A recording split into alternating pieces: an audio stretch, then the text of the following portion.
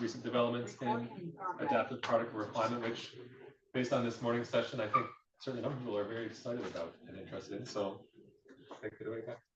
It's actually really lovely to hear people would like to use the APR. You might change your mind after this talk, but I'm a bit nervous because this talk could go one of two ways.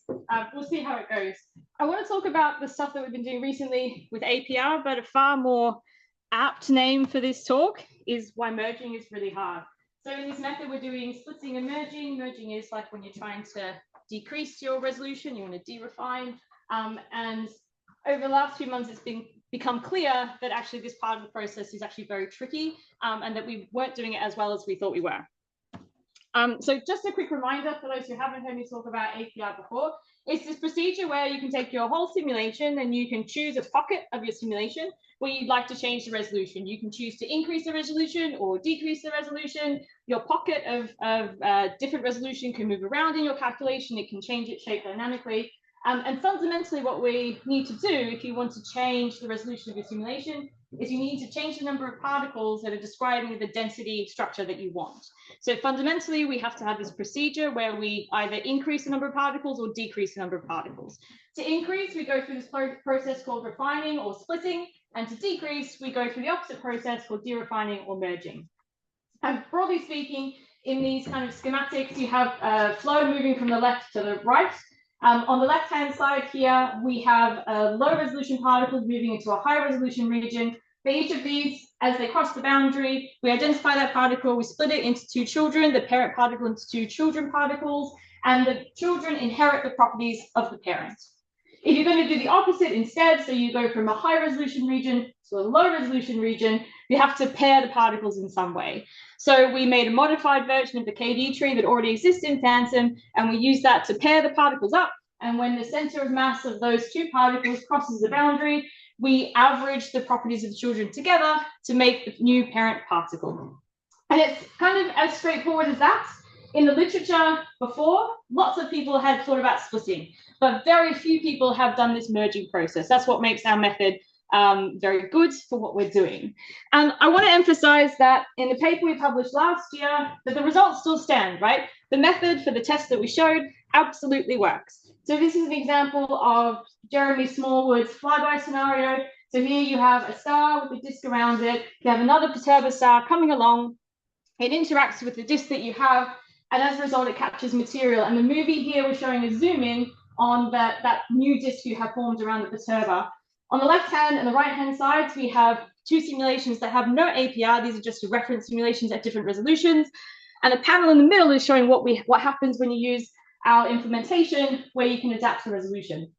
And the point is, like, success by this is if the middle panel looks like the right-hand panel because they have the same local resolution, but the panel in the middle runs 6 times faster than the panel on the far right-hand side. So the method qualitatively looks great, it runs faster, and we can try to quantify how accurate our method is with a range of different metrics. The one we chose was to look at the mass of the sinks in our simulation, because the mass accretion rate onto sink particles depends on the disk structure and the viscosity that you have. So if you've got those two things right, your mass accretion rate is almost certainly going to be the same. So the panel on the left-hand side in the movie is shown by the purple line here. This is showing the mass of the sink as a function of time. The two panels on the right are shown here overlapping, and we can show for this particular example that the relative error we get is 10 to the negative 3%. So at least under some circumstances, this method is really lovely and accurate, and it's very fast. But then I met Mike. So Mike is going to give a talk later this week, so I don't want to talk too much about what he's going to tell you about. But Mike does these calculations of common envelope interactions. So you have a star, it's in hydrostatic equilibrium, and you throw a planet at it to see what happens. This is one of his most recent publications looking exactly at that. And the cool thing about these simulations is that you're using the SPH particles to model the gas in the star. So it's a star just in hydrostatic equilibrium, supported by pressure, it's being pulled inwards by gravity. The difficult thing about these calculations, though, is that the center of the star is the densest region. So that's where your time step crunch comes from, right? The densest particles there. And so that makes these calculations very expensive. As a result, what they tend to do is you kind of excavate the inner region and you replace it with a sink particle. And that's the cross that's represented in Mike's figure here. And so this is sounds like a fantastic application of APR. What we want to do is we want to, instead of excavating the inner region and putting a sink particle there, we want to de-refine the region there. And so then if you have fewer particles, the time step criteria should hopefully not be as bad. You can continue a calculation and it's more physical than what you would otherwise do. And so this was, with the confidence of a man, I just simulated this, right? And this is my first attempt at simulating Mike star. This is a cross-section of what the particles are doing. The different colors are representing the different, I'm going to play that again. The different colors are representing the different particle masses, and the star wandered away from the center of mass very swiftly and very disappointingly. So that was our first hint that something wasn't quite right, because all we were doing is simulating a star in hydrostatic equilibrium, right? Particles shouldn't be going anywhere. It should be very straightforward. This then leads us to believe that something is perhaps going wrong with conservation. So I want to talk about the conservation properties that we have when we do splitting and merging. Because when you're introducing new particles or getting rid of some particles, that's where you have the opportunity to break conservation in a really terrible manner. So during a split, like these are the things that we're interested in. The mass is not important. We are interested in the linear momentum, the kinetic energy, and the angular momentum. We're also interested in the total energy, but I'll talk about that in a little while. And the premise here is that on the left-hand side, you have the properties of the parents, and on the right-hand side of the equals, you have the properties of the children in theory. And so, broadly speaking, what we do when we do a split, because the children are inheriting the properties of the parents, broadly speaking, no, exactly, identically, everything here is conserved, right? During a split, we conserve linear momentum, angular momentum, kinetic energy, and kinetic energy, right? And so the split is not the concern. The merge is the concern. So during a merge, if you recall, what we do is we take some particles that have been identified using that modified KD tree, and then we average the properties between them to get the properties for the parent particles. We're averaging the position, we're averaging the velocity. In some cases, we're also averaging things like the internal energy. And so, okay, this is fine. If you think about linear momentum, this kind of makes perfect sense. You have the properties of the children, you average the velocities together, and you get the velocity of the parent. So it's going with the same center of mass. The problem that we have with merging, though, is that in general, the velocities of the children are not equal. When we did a split, the children inherited the velocity of the parent, so they had the same velocity, magnitude and direction. But here, you've just chosen two particles that happen to be close together. Maybe they happen to be traveling in the same direction, but it's perfectly reasonable and motivated that you might have two particles that are going in opposite directions or have some difference in velocity. What that means is this breaks everything in a really nasty way. It makes these conservation properties kind of mutually exclusive. To explain what I mean, let's talk about the linear momentum and the kinetic energy. If we choose to average the velocity of the parents, the velocity of the children to get the velocity of the parents, you have the linear average between those two velocities. But in order to conserve kinetic energy, you fundamentally need the quadratic average between the magnitude of the velocities. Otherwise, you won't conserve kinetic energy. And you can't do both of those things at the same time unless the velocity of the children is equal, right? The same argument is true for the angular momentum, but there's a cross product in here, so it's even more complicated in its own way, right? So this then is the problem that I think we're coming up when we're trying to simulate Mike's star, is that we can conserve one of these things during a merge, but we can't also conserve kinetic energy and angular momentum all at the same time with what we're currently doing. Okay, so yeah. So I wanted to talk about some options that we have tried to go through in an attempt to solve this problem. I'm very hopeful that this week we can solve this problem, right? I'm hopeful that somebody in the audience has an obvious solution that we can try out and it'll work and it'll be great. The first thing, just as a reference for what we're doing, this is Mike star's calculation, like the one that I showed you at the start. The black line here is showing you a reference calculation that has no APR whatsoever. So that's like what we should be aiming for. In the top left, we've got the exposition. This is a proxy for the linear momentum conservation. On the top right, we've got the angular momentum. Then we've got the kinetic energy and then the total energy. We've also got the thermal energy and the potential energy over here. And so the blue line, sorry, it's not marked on properly. That's what we currently do in Phantom at the moment, right? We're conserving linear momentum, but we're not conserving energy. And you can see that linear momentum, broadly speaking, is fairly well conserved. The kinetic energy does appear to be kind of conserved, but the total energy is just wrong. There's something not right here. So that's what we're currently doing at the moment.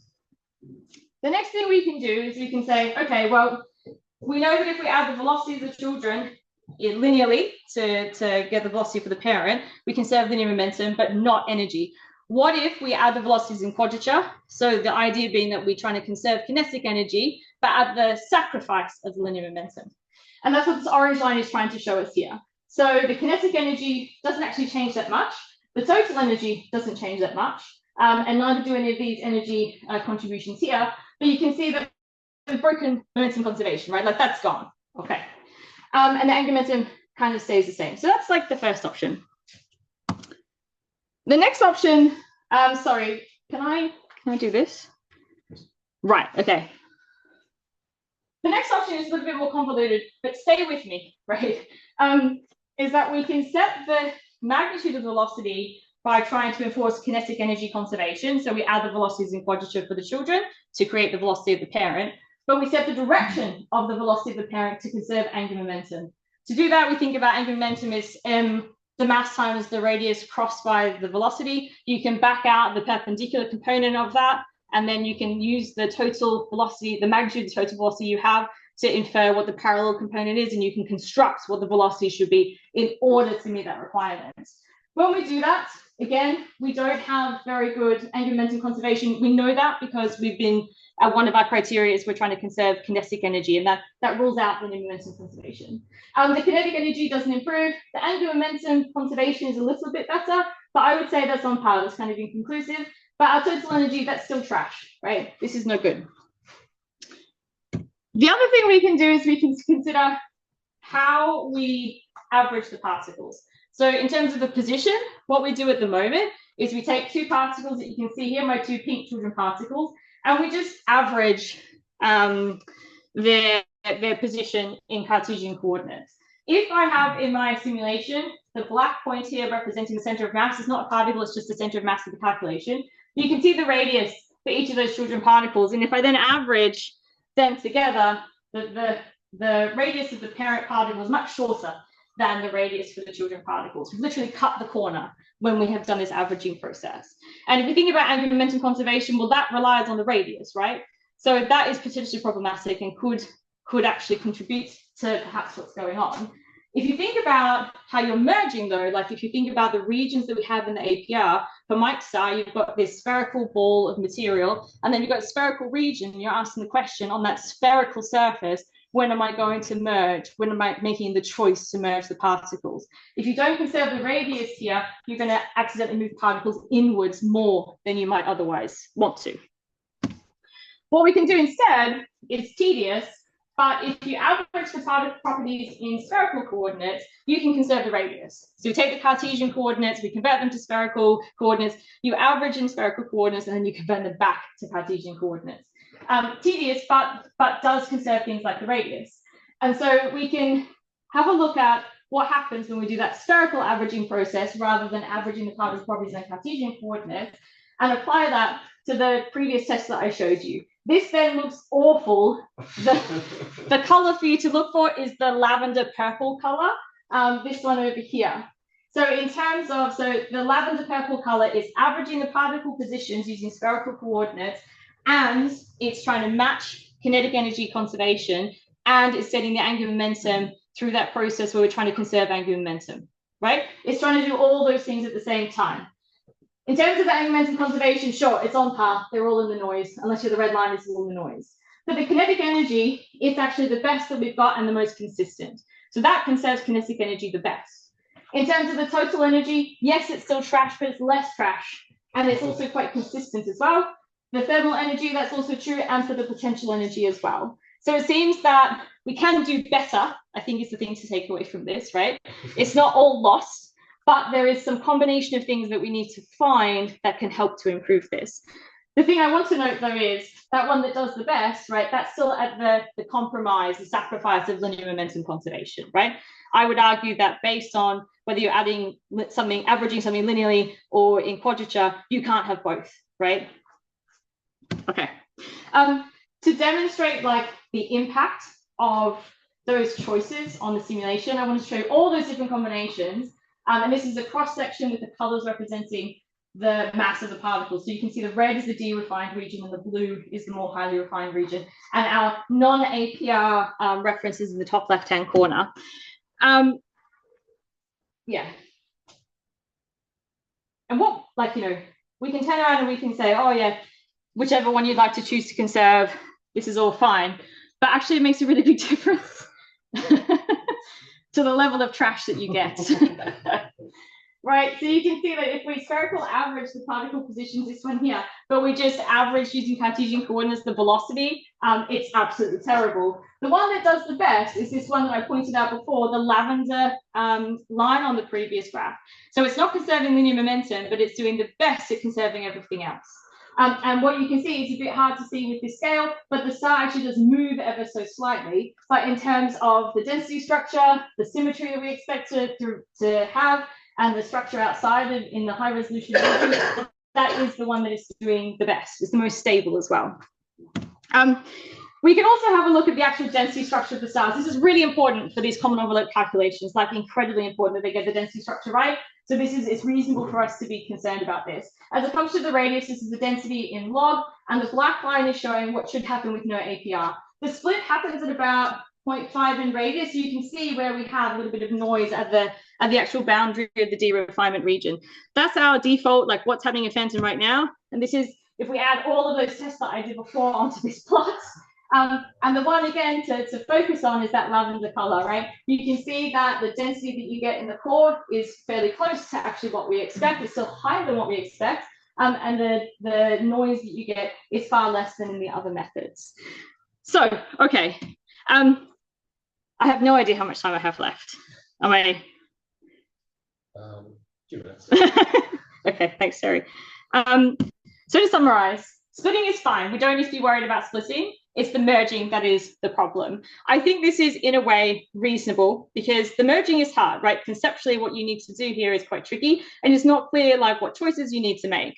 I mentioned that there's a few papers that have looked at like a handful of papers that looked at merging before. I found this quote in somebody's conclusion the other day, right?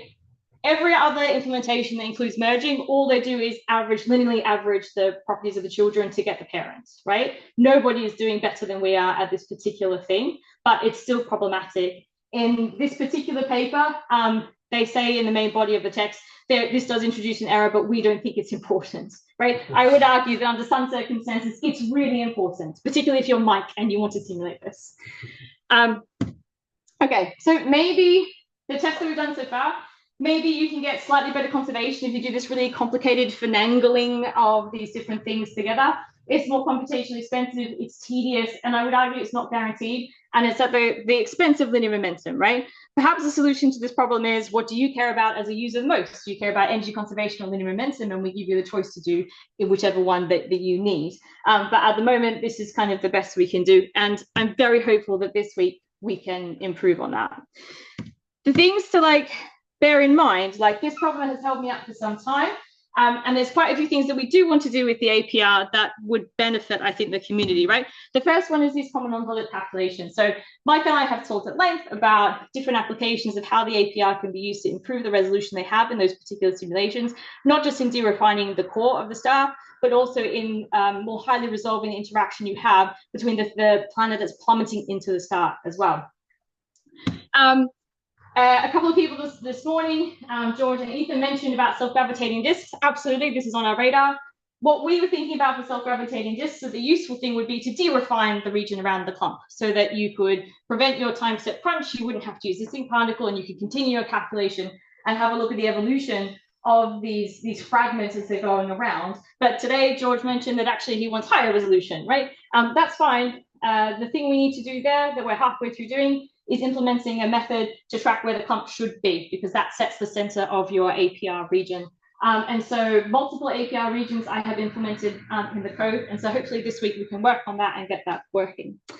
The other thing that I'm working on is the uniform vertical resolution of a disk. So normally when you simulate a disk with SVH, the midplane is much better resolved than the upper and lower surface layers. And so with API, instead of having a sphere as being your pocket of resolution, you could have layers in the disk, and those layers can then counteract the fact that as you move away from the midplane, you're decreasing in resolution, such that the surface layers of your disk could be could have the same level of resolution as the midplane of your disk. Someone, Jackson, I think, was talking before about how you want to have the inner region of the disk more highly resolved than the outer part, the innermost edge. And in that particular implementation, that will come naturally, right? The other thing that we want to do is MCFOS. It's like 10 lines to make MCFOS compatible with APR, and that will go hand in hand with uniform vertical resolution of the disk as well. With that, thank you very much for your attention, and I'm sorry I don't have better news.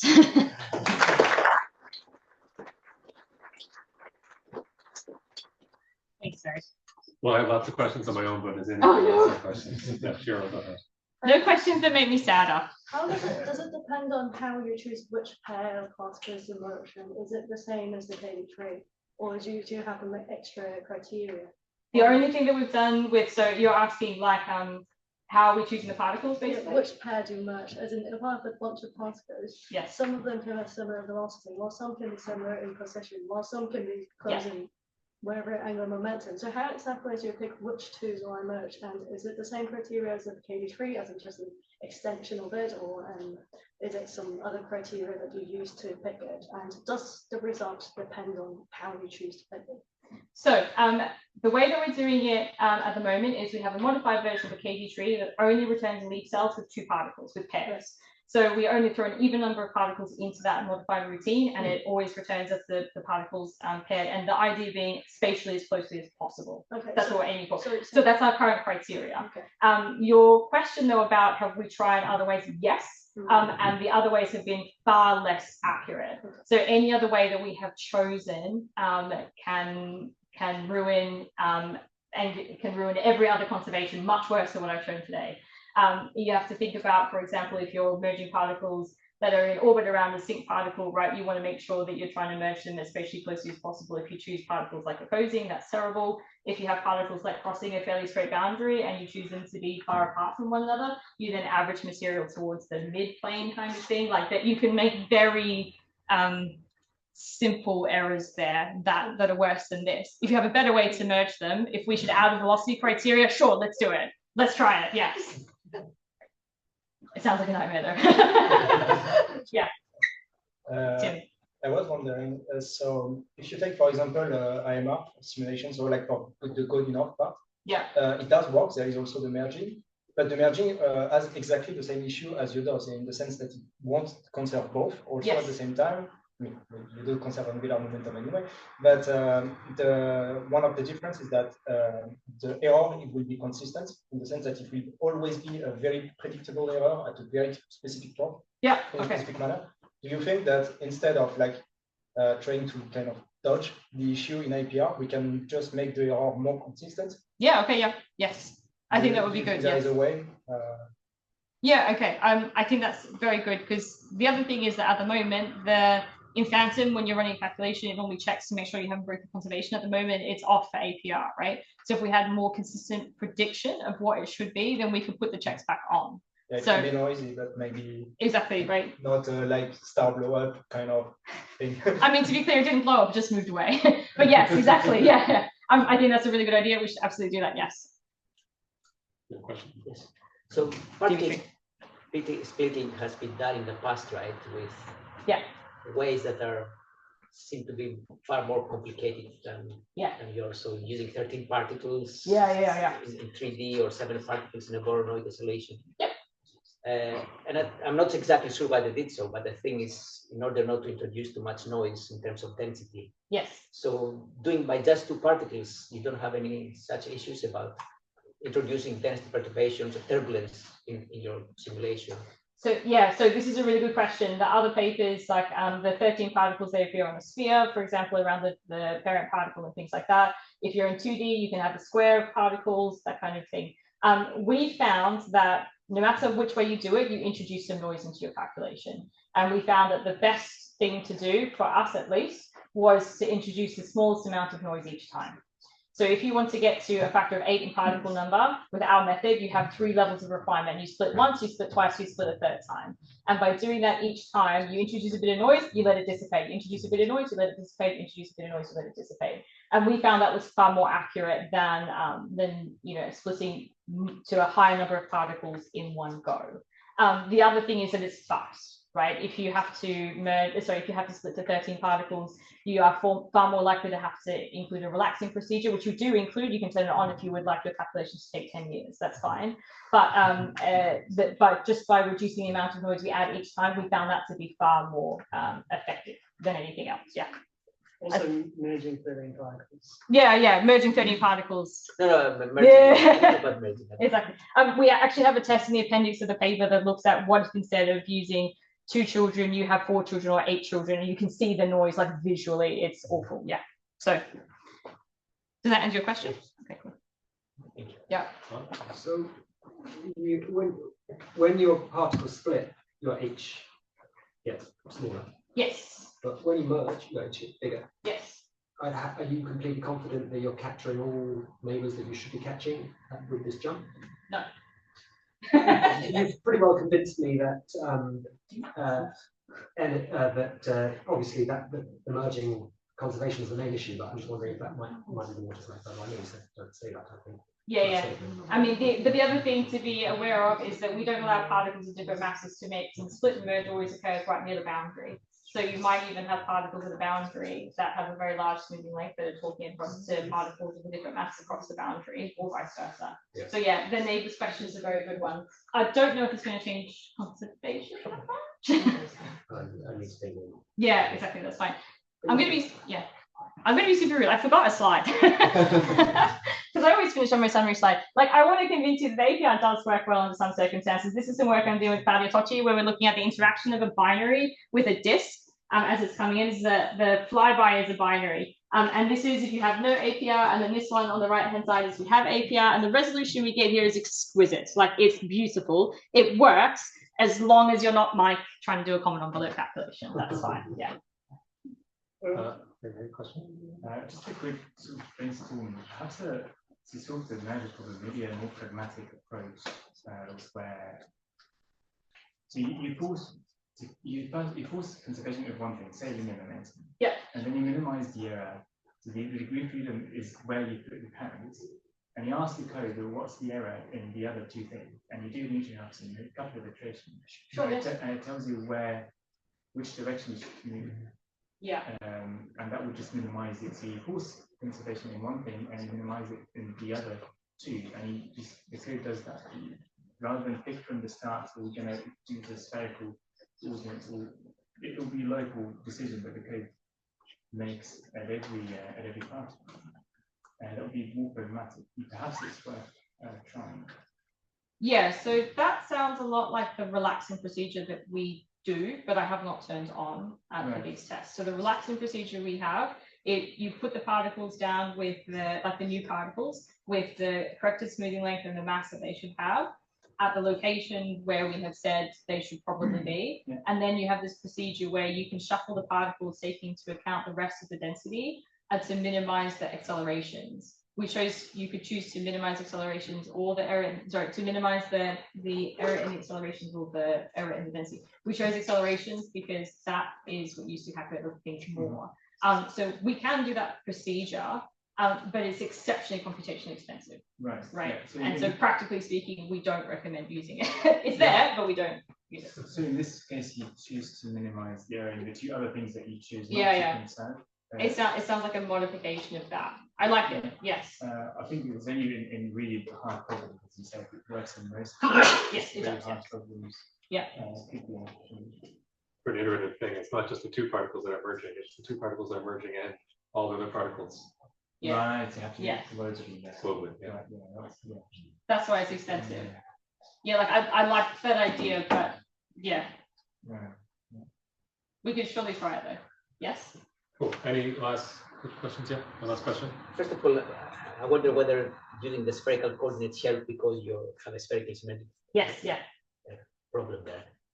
Definitely. And my second point is, I mean, when you merge particles, they should be kind of next to each other, right? So the velocities shouldn't be that different. So maybe you can have like an extra condition. The velocities should be within a specific margin. So you can do the merging when you're within this margin rather than having open to just neighboring particles. I think that sounds like a good idea. We can certainly, if nothing else, we can check how often we merge particles that do not have single velocities. Because I agree, they should be very spatially quite close to one another, so you expect them to be behaving the same. I think that comes back to Cheryl's comment. So I think definitely some kind of velocity criteria. Yes. Fantastic. Okay, let's thank Rebecca again. Thank you.